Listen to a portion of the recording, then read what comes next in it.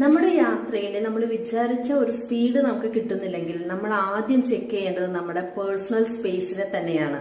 Personal space എന്ന് പറഞ്ഞാൽ നമ്മുടെ ഏറ്റവും അടുത്ത ചുറ്റിലുള്ള ആ ഒരു ഏരിയയാണ് പേഴ്സണൽ സ്പേസ് എന്ന് പറയുന്നത്. അവിടെ നിൽക്കുന്ന ആളുകൾ നമ്മളെ വളരെയധികം സ്വാധീനിക്കുന്നവരാണ്.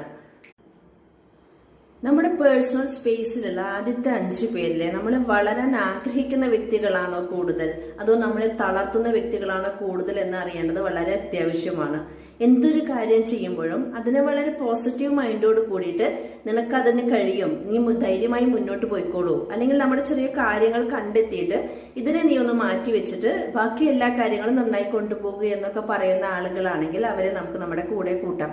എല്ലാറ്റിനും കുറ്റം പറയുന്ന അല്ലെങ്കിൽ നമ്മുടെ കഴിവുകളെ തീരെ ഇല്ലാതാക്കി നമുക്കൊന്നും കഴിയില്ല എന്ന് നമ്മളെ കൊണ്ട് ബോധ്യപ്പെടുത്തി തരുന്ന ആളുകൾ നമ്മുടെ കൂടെ ഉണ്ടെങ്കിൽ അവരെ മാറ്റി നിർത്താൻ